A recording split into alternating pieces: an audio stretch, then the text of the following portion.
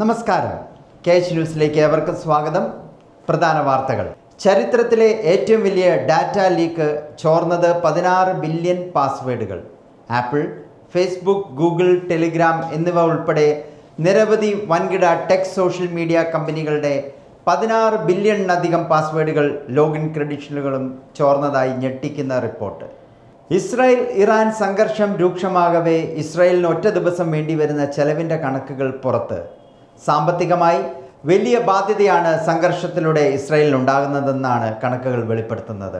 ഇറാനെ നേരിടാൻ മിസൈൽ പ്രതിരോധത്തിനായി ഇസ്രായേൽ ഓരോ രാത്രിയും $285 മില്യൺ ചെലവാക്കുന്നുവെന്ന് ഇസ്രായേലി സാമ്പത്തിക പ്രസിദ്ധീകരണമായ ദി മാർക്കർ റിപ്പോർട്ട് ചെയ്യുന്നു. 45,000 കോടി മൂല്യമുള്ള ഐസ്ക്രീം വിപണി ലക്ഷ്യമാക്കി അമേരിക്കൻ ബ്രാൻഡുകൾ ഇന്ത്യയിൽ.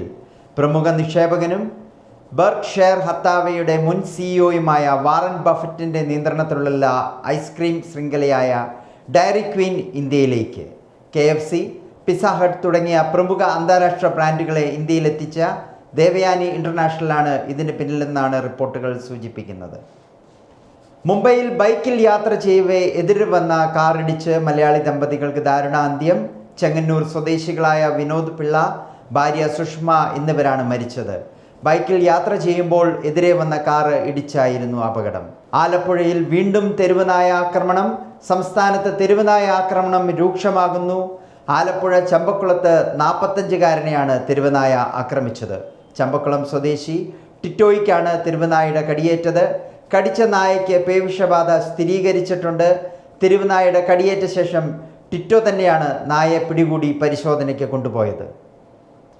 ഓപ്പറേഷൻ ഡി ഹണ്ട് 125 പേർ അറസ്റ്റിൽ, 118 കേസുകൾ രജിസ്റ്റർ ചെയ്തു.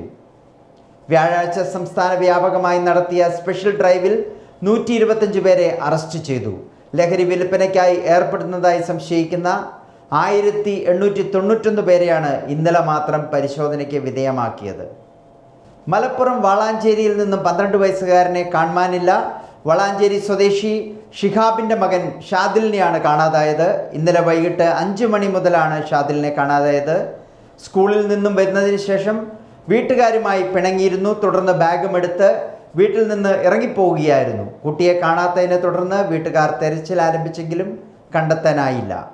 വാഹനാപകടത്തിൽ പോലീസ് ഉദ്യോഗസ്ഥൻ മരിച്ചു. കൊട്ടാരക്കരയിലുണ്ടായ അപകടത്തിൽ അടൂർ AR ക്യാമ്പിലെ SI സാബു ആണ് മരിച്ചത്. കൊല്ലം കടയ്ക്കൽ സ്വദേശിയാണ് സാബു. പൊലിക്കോട് ആനക്കാട് വെച്ച് സാബു സഞ്ചരിച്ചിരുന്ന കാറും പിക്കപ്പ് ജീപ്പും കൂട്ടിയിടിച്ചായിരുന്നു അപകടം. KHRA കണ്ണൂർ ജില്ലാ കമ്മിറ്റിയുടെ ചരിത്രത്തിലാദ്യമായി 3 ഹോട്ടൽ ഉടമകൾക്കും ഒരു തൊഴിലാളിക്കും 10 ലക്ഷം രൂപ വീതം ധനസഹായം നൽകി. ജൂൺ 20 വെള്ളിയാഴ്ച തലശ്ശേരി നവരത്ന ഓഡിറ്റോറിയത്തിൽ വെച്ച് ബഹുമാനപ്പെട്ട സംസ്ഥാന നിയമസഭാ സ്പീക്കർ അഡ്വക്കേറ്റ് AN ഷംസീർ വിതരണോദ്ഘാടനം നിർവഹിച്ചു. KHRA സംസ്ഥാന പ്രസിഡന്റ് ശ്രീ G ജയപാൽ കുടുംബ സുരക്ഷാ പദ്ധതിയുടെ വിശദീകരണം അവതരിപ്പിച്ചു. സംസ്ഥാന general secretary Shri KP Balakrishna Poduval ചികിത്സാ സഹായ വിതരണവും ചെയ്തു. ജില്ലാ പ്രസിഡന്റ് ശ്രീ K അച്യുതൻ അധ്യക്ഷത വഹിച്ചു. ജില്ലാ സെക്രട്ടറി ശ്രീ KN ഭൂപേഷ് സ്വാഗത പ്രസംഗം നടത്തി. സംസ്ഥാന vice president Shri N Sugunan, state secretary Shri Shinoj Rahman എന്നിവർ മുഖ്യപ്രഭാഷണം നടത്തി. വാർത്തകൾ കഴിഞ്ഞു. നമസ്കാരം.